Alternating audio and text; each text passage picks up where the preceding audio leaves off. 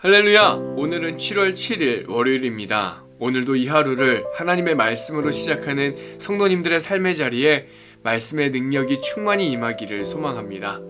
오늘 이 시간 함께 나눌 하나님의 말씀은 예레미야서 30장 1절에서 3절 말씀입니다. 여호와께로부터 말씀이 예레미야에게 임하여 이르시니라. 이스라엘의 하나님 여호와께서 이와 같이 말씀하여 이르시기를 내가 내게 일러준 모든 말을 책에 기록하라. 여호와의 말씀이니라. 보라, 내가 내 백성 이스라엘과 유다의 포로를 돌아가게 할 날이 오리니 내가 그들을 그 조상들에게 준 땅으로 돌아오게 할 것이니 그들이 그 땅을 차지하리라. 여호와께서 말씀하시니라. 아멘. 오늘 우리는 예레미야서 30장의 말씀을 함께 나눕니다. 예레미야서의 정중앙에 위치하고 있는 예레미야 30장에서부터 33장은 위로의 책이라는 별명을 가지고 있습니다. 이전까지는 하나님의 공의와 심판 그리고 이스라엘의 회개에 초점이 맞춰져 있었다면 이제부터는 유다와 이스라엘의 회복에 초점을 두고 있습니다.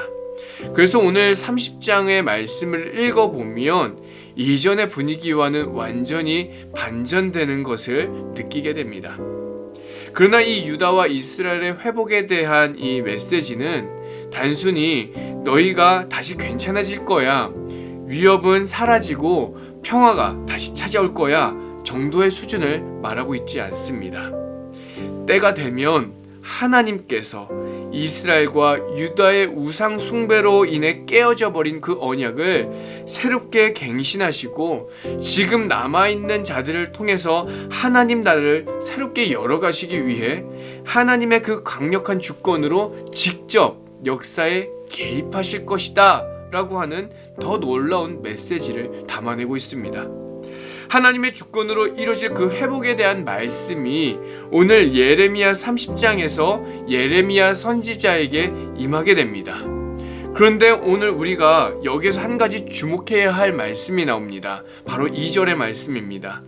이스라엘의 하나님 여호와께서 이와 같이 말씀하여 이르시기를 내가 내게 일러준 모든 말을 책에 기록하라.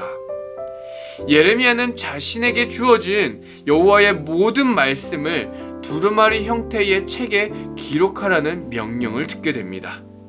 기록된 책은 지금처럼 교통이나 아니면 통신이 발달하지 못한 당시 상황에서 시간과 공간의 제약을 뛰어넘게 해주는 매우 중요한 방법 중 하나였습니다. 사실 예레미야가 일반 대중들이나 아니면 지도자들을 상대로 하나님의 말씀을 선포한다고 했을 때에 그 말씀을 들을 수 있는 사람들은 한정될 수밖에 없었습니다.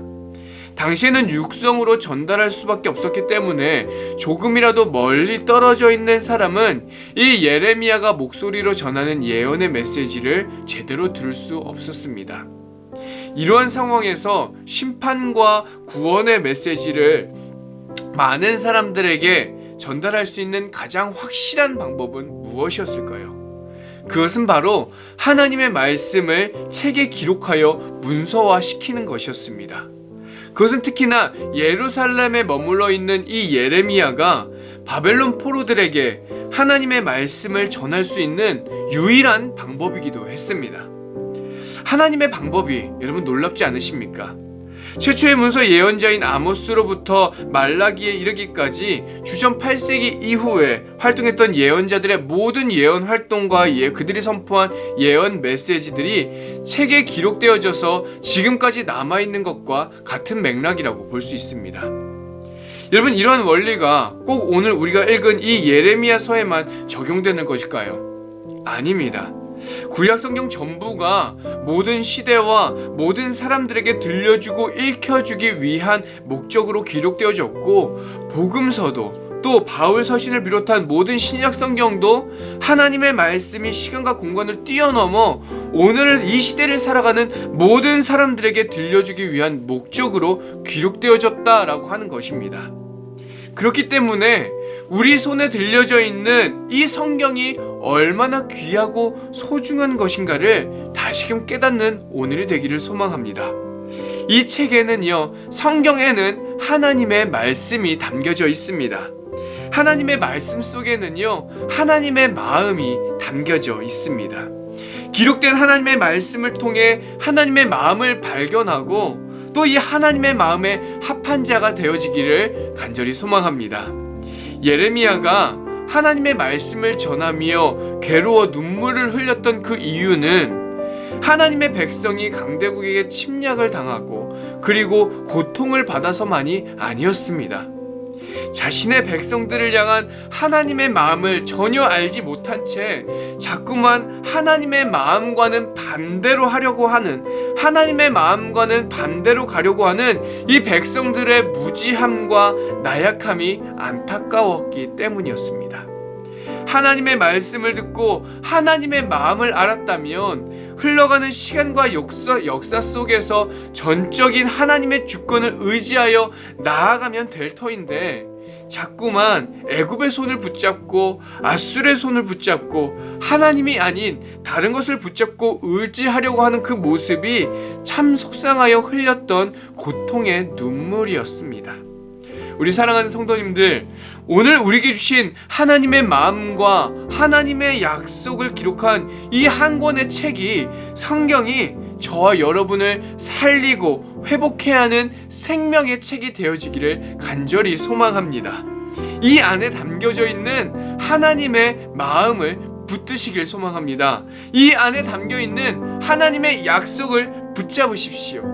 하나님께서 시간과 장소를 초월하여 말씀 앞에 순종하는 저와 여러분에게 찾아오셔서 우리의 삶을 가장 안전한 길로, 가장 선한 길로, 그리고 생명의 길로 하나님의 직접적인 개입하심으로 이끌어 가실 줄 믿습니다.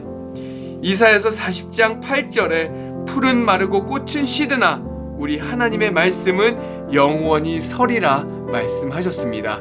이 약속의 말씀, 굳건한 말씀 붙잡고 오늘 하루도 승리하시는 저와 여러분이 되기를 이 시간 간절히 소망합니다. 주님께서 가르쳐주신 기도로 함께 기도하겠습니다.